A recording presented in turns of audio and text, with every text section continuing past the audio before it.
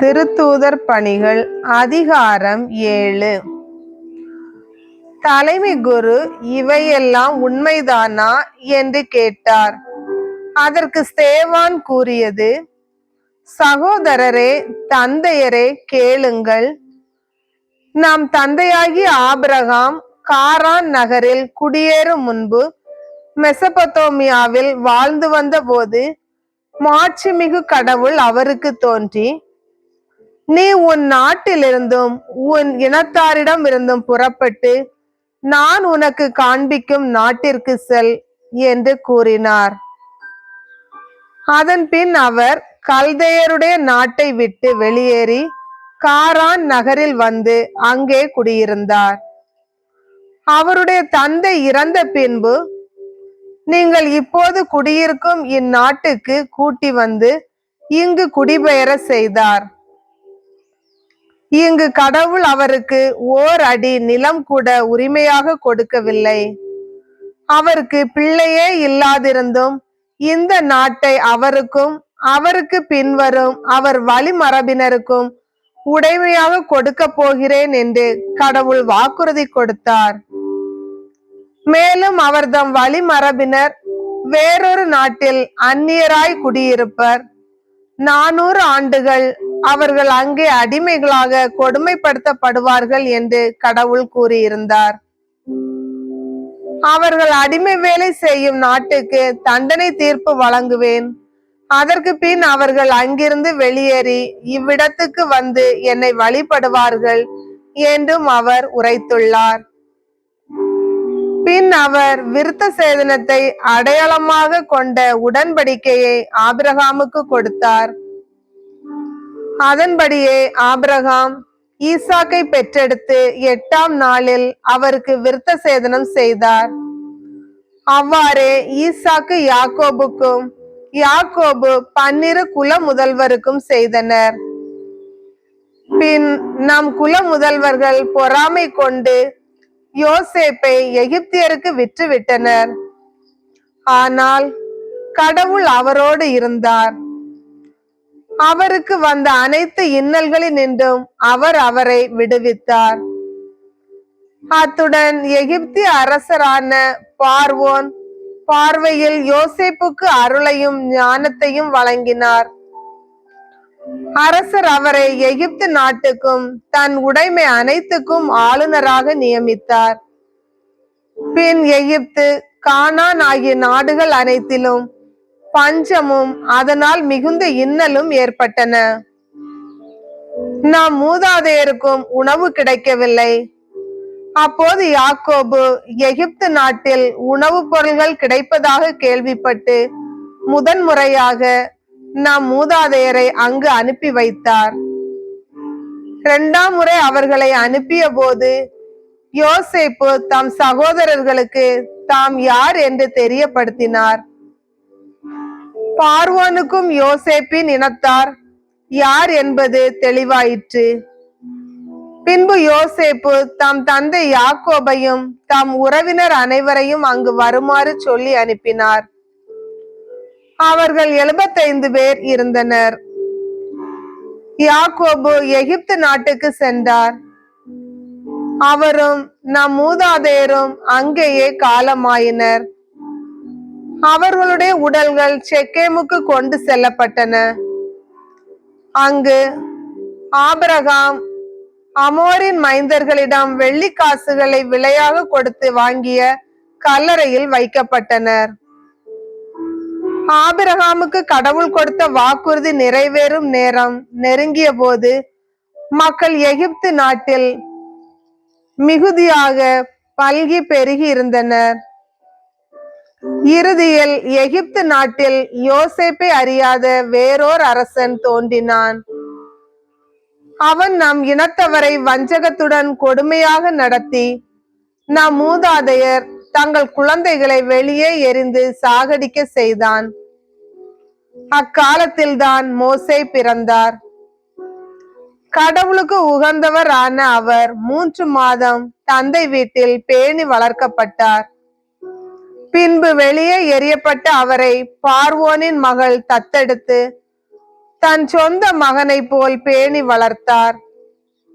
மோசே எகிப்து நாட்டின் கலைகள் அனைத்தையும் பயின்று சொல்லிலும் செயலிலும் வல்லவராய் திகழ்ந்தார்.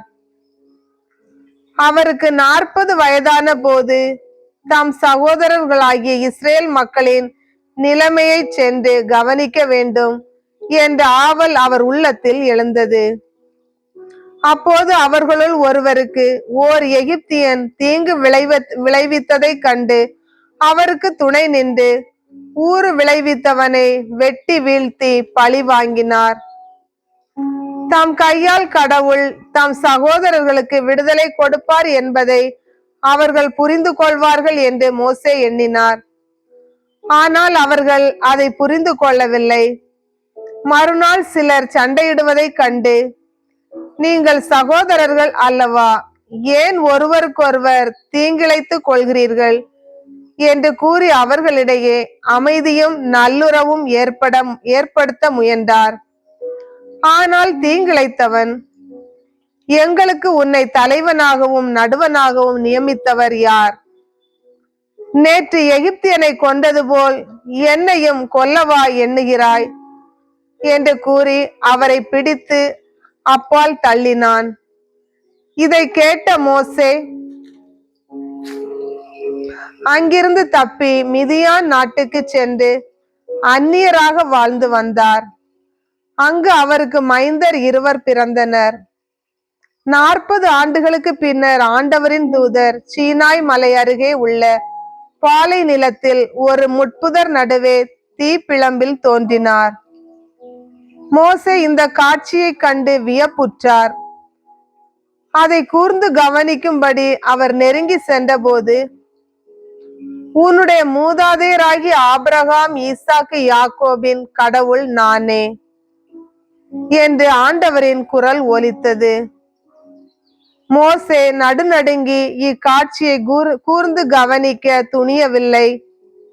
கடவுள் அவரிடம், உன் கால்களிலிருந்து மிதியடிகளை அகற்றிவிடு, ஏனெனில் நீ நின்று கொண்டிருக்கின்ற இந்த இடம் புனிதமான நிலம். எகிப்தில் என் மக்கள் படும் துன்பத்தை என் கண்களால் கண்டேன். அவர்களது ஏக்க குரலை கேட்டேன். அவர்களை விடுவிக்கும்படி இறங்கி வந்துள்ளேன். உன்னை எகிப்துக்கு அனுப்ப போகிறேன், இப்போதே வா என்றார். முன்பு உன்னை தலைவனாகவும் நடுவனாகவும் நியமித்தவர் யார் என்று கூறி மக்கள் மோசேயை ஏற்க மறுத்தார்கள். ஆனால் அதே மோசேயை கடவுள் முட்புதரில் தோன்றிய தம் தூதர் வழியாய் தலைவராகவும் மீட்பராகவும் அனுப்பினார். அவர் அவர்களை எகிப்திலிருந்து அழைத்து வந்தார். அங்கும் செங்கடலிலும் 40 ஆண்டுகளாக பாலை நிலத்திலும் அருஞ்செயல்களையும் அடையாள செயல்களையும் புரிந்தார். கடவுள் என்னை போன்ற இறைவாக்கினர் ஒருவரை சகோதரர்களாகிய உங்கள் நடுவிலிருந்து தோன்ற செய்வார் என்று இஸ்ரேல் மக்களிடம் கூறியதும் இதே மோசேதான். பாலை நிலத்தில் மக்கள் சபையாக கூடிய போது சீனாய் மலையில் தம்மோடு பேசிய தூதருக்கும் நம் மூதாதையருக்கும் இடையே நின்றவர் இவரே. வாழ்வளிக்கும் வார்த்தைகளை நமக்கு பெற்று தந்தவரும் இவரே. ஆனால் நம் மூதாதையர் அவருக்கு கீழ்ப்படிய விரும்பாமல் அவரை உதறி தள்ளினர். எகிப்துக்கு திரும்பி செல்ல உளம் கொண்டனர். அவர்கள் ஆரோனை நோக்கி, எகிப்து நாட்டினின்று எங்களை நடத்தி வந்த அந்த ஆள் மோசேக்கு என்ன ஆயிற்றோ தெரியவில்லை. எங்களை வழி நடத்தும் தெய்வங்களை நீர் எங்களுக்கு உருவாக்கி கொடும் என்று கேட்டார்கள். அக்காலத்தில் அவர்கள் ஒரு கன்றுக்குட்டி சிலையை செய்து அதற்கு பலி செலுத்தினார்கள்.